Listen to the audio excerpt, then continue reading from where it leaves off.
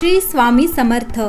रोजच्या रोज स्वामी समर्थांची सोप्या रीतीने नित्य सेवा कशी करावी, कोणती करावी हा प्रश्न प्रत्येक स्वामी भक्त विचारत असतात। कारण त्यांना जाणून घ्यायचं असतं की आम्हाला खूप मोठी सेवा करणे शक्य नाही। या धावपळीच्या जीवनात आम्ही कामधंद्यात व्यस्त असतो। आम्हाला दिवसा रात्री वेळ मिळत नाही, जेमतेम थोडासा वेळ मिळतो। त्यामध्ये आम्ही सेवा कशी करू शकतो? 10-15 मिनिटे किंवा 5-10 मिनिटं आम्ही सेवा करू शकतो का?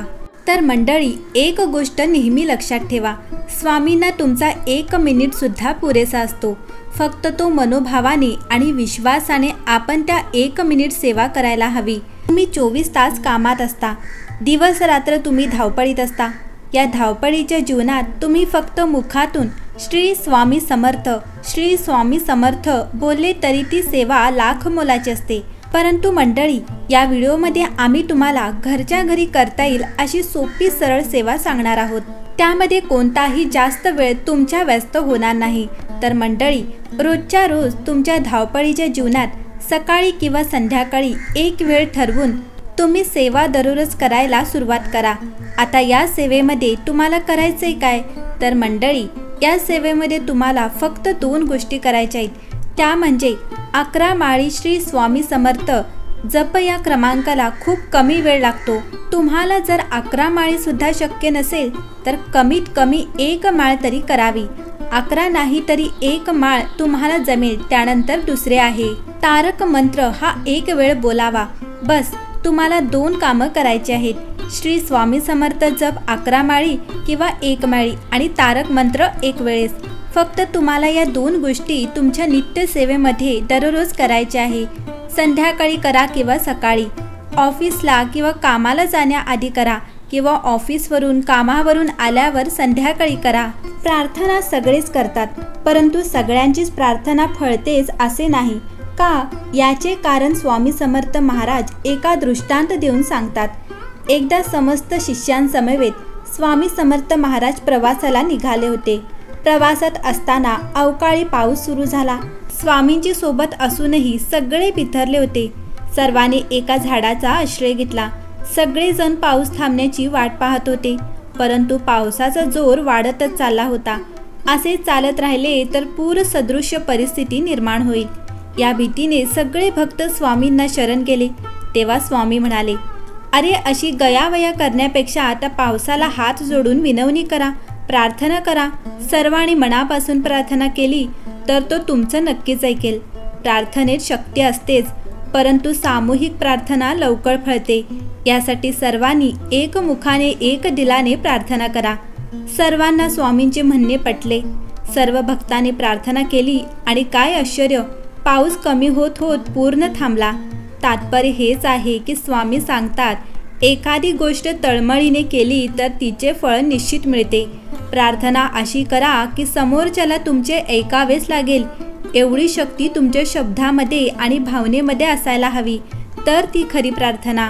मंडळी, स्वामींची सेवा करण्यापूर्वी स्वामींना मनोमन आपले गुरु स्वीकारून त्यांना असे म्हणायचे आहे की माझी साधी भोळी सेवा मान्य करून घ्या। माझ्या सर्व दुःख आणि व्याधी असतील त्या कमी करून आम्हाला सुख व समाधान प्राप्त व्हावे। कायम तुमची सेवा माझ्याकडून करून घ्या, अशी मनोभावे प्रार्थना करायची आहे। तुम्ही अशी प्रार्थना केली तर नक्कीच तुमच्याकडून नित्य सेवा ही घडेल। तुमच्याकडे स्वामी समर्थ महाराजांची छोटी का होईना फोटो किंवा मूर्ती असायलाच हवी। कारण आपण ज्या देवतेची किंवा गुरुची उपासना करतो तिची प्रतिमा किंवा मूर्ती आपल्या समोर असणे आवश्यक असते।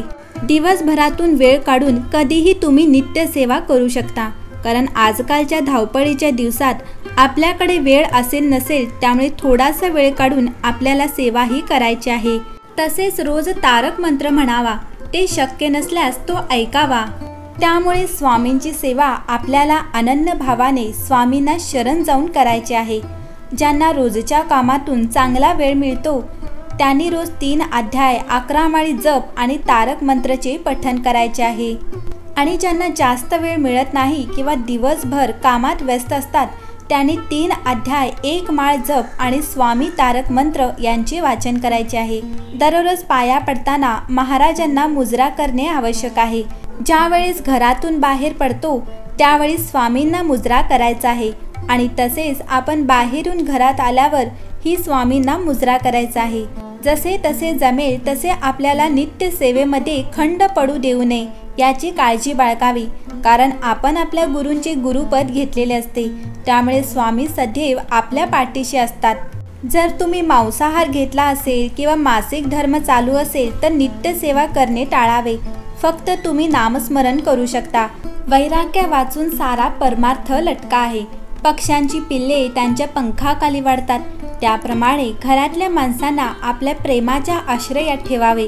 आपण त्यांच्यावर प्रेम करतो याची जाणीव ज्याला असेल त्याचे दोष काढलेले त्याला बोचत नाहीत। आईने मुलाचे दोष त्याला सांगितले तरी त्याला त्याचे वाईट वाटत नाही। रोग्याच्या अंगातला ताप निघाला की त्याला शक्तीचे औषध लागू पडते, कारण शक्ती येणे हे स्वाभाविक आहे। त्याचप्रमाणे अंतःकरण शुद्ध झाले की परमार्थ सोपा बनतो। परमार्थ मनाचे कष्ट आहेत, कारण आपल्याला मनाच्या आजपर्यंतच्या सवयीचा उलट जायचे आहे आणि म्हणूनच परमार्थाला अगदी स्वतःपासून सुरुवात करायची असते। आतमध्ये भगवंतांचे अनुसंधान ठेवून बाहेरून वृत्ती आवरण्याचा जो प्रयत्न करील त्याला परमार्थाचा अनुभव लवकर येईल। मग जरा भगवंतापासून बाजूला झाले की इतर विषयांनी त्याच्यावर घाला घातलाच म्हणून समजावे। साधकाने रात्रंदिवस अगदी डोळ्यात तेल घालून जप केला पाहिजे। म्हणून परमार्थ म्हणजे अखंड सावधानता होय। प्रपंच आणि परमार्थ वेगळा नाही। प्रपंच अनासक्तीने आणि आनंदाने करणे हाच परमार्थ। परमार्थाच्या आड काय येते? धन, सूत, दारा वगैरे आड येत नाहीत, तर त्यांच्यावरचे जे ममत्व ते आड येते।